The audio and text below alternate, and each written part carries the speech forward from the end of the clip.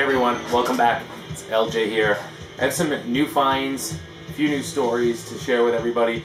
Been gone for a few days, been catching up on some of your videos, but stumbled on this yard sale.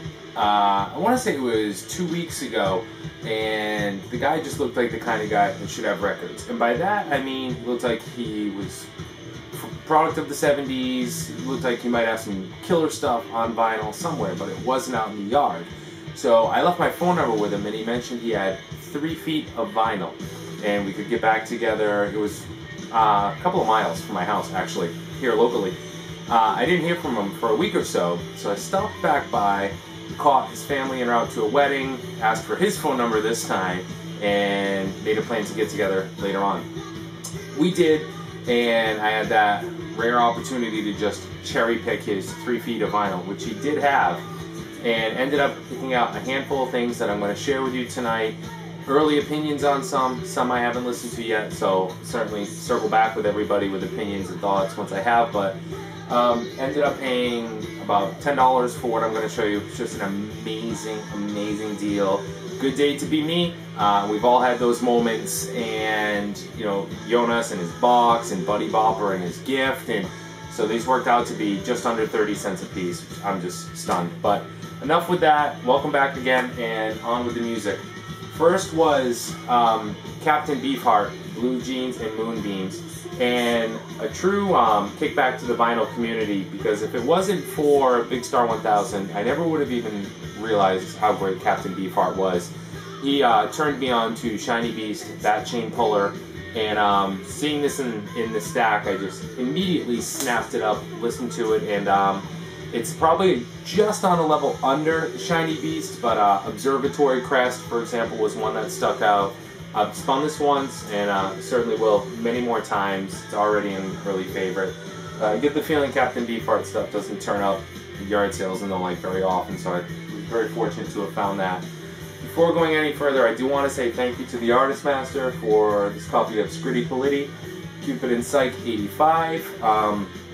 This was a trade. The Artist Master is the new lucky recipient of Madonna's Like a Virgin in exchange for Cupid and Psych. So a perfect way, of course, was a hit from this, and this is probably just the most sugary end of synth pop, borderline pop that you could get to, and far away from the, you know, the gloom and doom of new wave. Depeche Mode's way up on that other end of synth pop, and really just light, airy, sugary, great stuff. I loved it, so thank you, Artist Master. Next up, there's some jazz finds. We'll go right through those. There was some good jazz in this collection, and I was happy to add it to mine. First of all, I finally got a copy of Time Out by the Dave Brubeck Quartet. Absolutely nothing needs to be said about this. It's, of course, an amazing jazz record. We're all familiar with it, and to have had the opportunity to find it. And there's a lot of these. I was going through stuff and was just saying, oh my god, oh my god. This stuff I couldn't believe that, you know, I was able to pull out of it. And of course the end deal being just under 30 cents a piece was amazing. Next are a few from Mr. Theme from Taxi, Bob James. I have not heard these yet. I wasn't familiar with anything excepting Angela or Themes and Variations from Taxi. And that's Bob James 1. So eagerly looking forward to listening to these. Bob James 2. And Mr. BJ 3. If you have any familiarity with these, drop me a comment. Let me know where to start. Another jazz fine fusion was the one Stanley Clarke record I was missing, School Days. And this is just fantastic. School Days, The Dancer is an amazing track here, Desert Song, and these are all in fantastic shape. So that was another great ad. And a nice copy of 16 Men Swinging from Count Basie. A double LP, just when you get in the mood for that classic jazz sound, that early jazz sound. I have a Duke Ellington LP I know I've shown everyone before, similar to this same release series. Good stuff. Next is some 60s and 70s rock that I was able to pick up from the same collection and was really happy with. Creedence Clearwater Revival's Chronicle, double LP. Just happy to add that to the collection. A newfound love recently, just through the community and recommendations for Crosby, Stills and Nash, and this is their first LP. gatefold. Stephen Stills is another newfound favorite. There's a copy of Illegal Stills. Of course, I have his debut LP. So, greatly looking forward to listening to that. Canned Heat's Hallelujah. One I have not listened to yet, and again, I'll of course come back with thoughts and comments and so forth. As far as I know, it's just a blues boogie woogie type early 70s thing. Rock of Ages, the band in concert, double LP. I know the band is well known for serving as Bob Dylan's backing band, and of course many have their opinion on the band, but from what I've heard and just some quick clips from this, it's really fantastic. I do have an album in the Dylan collection. I know I showed in my last Dylan video, Trip in the Collection, fantastic, of the Basement Tapes by Bob Dylan and the band. Based on that, I'm sure that will be equally excellent. Again, some additional things from that 70s period. He did have some Grateful Dead albums, and I am going to admit right up front, I have no familiarity with these. This is the Grateful Dead, American Beauty. And I know this is well regarded as a phenomenal LP, so we'll be back with some thoughts there. Wake Up the Flood. Again, another Grateful Dead LP. Fantastic cover. One I've heard many things about, but haven't heard. Terrapin Street. So again, any comments on these, you know, if that's legendary, it's fantastic, or start here, absolutely feel free to leave a comment. The best of Skeletons from the Closet. One I am familiar with, and of course the cover that generated a lot of controversy, Lynyrd Skynyrd's Street Survivors.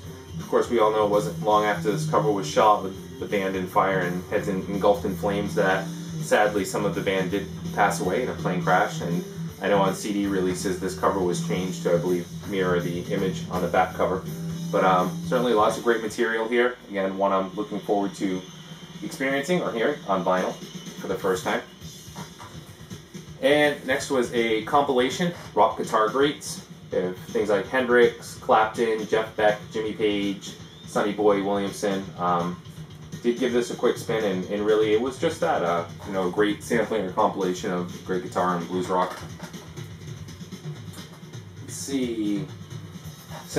My first Uriah Heep LP, Return to Fantasy, from mid-70s hard rock, heavy metal from Uriah Heep. I haven't listened to this yet. I really haven't heard much Uriah Heep, but you know, Punk Texas is a big fan of them, and it was really great just to add this to the collection, especially so inexpensively, to give it an opportunity. And next, for as much as a heavy metal fan as I can be, I'm just name dropping everybody tonight. Pudsey probably is familiar with these, and that's Mother's Finest, Iron Age. This is from 1981. I did grab this based on the cover alone, and that it looked to be something similar to a new wave of British heavy metal type sound with Saxon, so looking forward to it. Next is, I did grab some additional things from Journey, which I don't have, and funny story with Journey. I grew up I was born in the mid-70s, but really cut my teeth musically in the 80s, and by that time, Journey had become the kings of the sugar ballads. Every girl's favorite. Steve Perry had taken over. Steve Perry is probably the best pipes in the business. Amazing the way that guy can wail. But so while I was exposed to Don't Stop Believin' and things like that, I was also subject to some more syrupy songs, the Who's Crying Now, the AOR type stuff. So heading back to the 70s, Journey was always through classic rock station, and that meant just the hits. So no real exposure really to Journey. So I did finally pick up copies of, which one is this, Infinity, with every intention to listen to them, Evolution, and get beyond that 80s Journey stigma, which it's not bad stuff, it's just, it's time for something new. And you know, the 70s stuff and just the stuff I'm only hearing the hits on, really dig into that. Now, the next one I'm going to hold up is the one that you'll hear playing in the background, and that is Captured. And this is Journey's live album from the Departure Tour in 1980. It's a great book, and I have played this, I want to say twice today, and oh man, just blown away. Look at that license plate, Journey fan. Great labels on this one too, and again, the vinyl's mint, and there's the band. And this LP was just phenomenal. You know, I understand it was pieced together through tours over the year in 1980, and be that as it may, when it spins, it does sound like a full concert, and you're none the wiser that you're listening to, you know, them pieced together, unless you were at the show, which unfortunately I wasn't. But I mean, just one after one after one after one after one. This is amazing. This is dedicated to Bon Scott, our friend from the Highway to Hell. Bon Scott from AC/DC, obviously, but again, wow. You know, with the exception of the last song on side 4, The Party's Over, being a studio track, what an absolute amazing chronicle of Journey in concert. I could not believe how fantastic it was. Blown away, and now even that much more eager to dive into the back catalog. And as much as I just downplayed it, I did not have Frontiers in the collection, and happy to now. Just about ready to finish things up. A couple more finds from that same cherry pick were Bob Seger's The Distance. Did not have that. Bruce Springsteen's first LP, Greetings from Asbury Park. I've never managed to find a copy of that that's not beat up. It's a little more 80s pop rock now. Is Hall & Oates, Voices. A number of hits came off this, and I don't mean Daryl's purple shirt or John's pink pants. I will credit Hall & Oates for putting out the best album jackets ever. They all open from the top, at least the later stuff. Brilliant. I don't know why everyone else didn't do it. Somebody owes those guys a debt. A Clash LP I didn't have. Cut the Crap. I honestly didn't even know this existed. If you've seen in some of the background shots, I have Sandinista and Combat Rock, but Cut the Crap was new to me. Looking forward to listening to that. Next, a big recommendation from Jonas, the Talking Heads live record, Stop Making Sense. This is another amazing one. I've listened to this twice today. After Jonas recommended it so highly, I picked up the CD. This was at Savers. It was a couple of dollars. And of course, the next day, I find it on vinyl, and that's just life. But again, a very small investment. Happy to have it, and Jonas, you are right. A couple more to go here. The Hooters, Nervous Night, famous for And We Danced. Eddie Money's, Can't Hold Back. Of course, well known for Take Me Home Tonight. Loverboys, loving every minute of it. I am more of a fan of the 1980-81 incarnation of the band, but this actually was not a bad record. I've listened to this in the past. Winwood's Roll With It.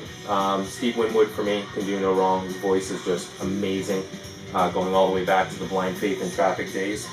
And the last one, Edie Brickell and the New Bohemians, Shooting Rubber Bands at the Stars. And if What I Am is not the sheer anthemic, utter in college rock song of all time, then nothing is. So another great record, and happy to listen to it.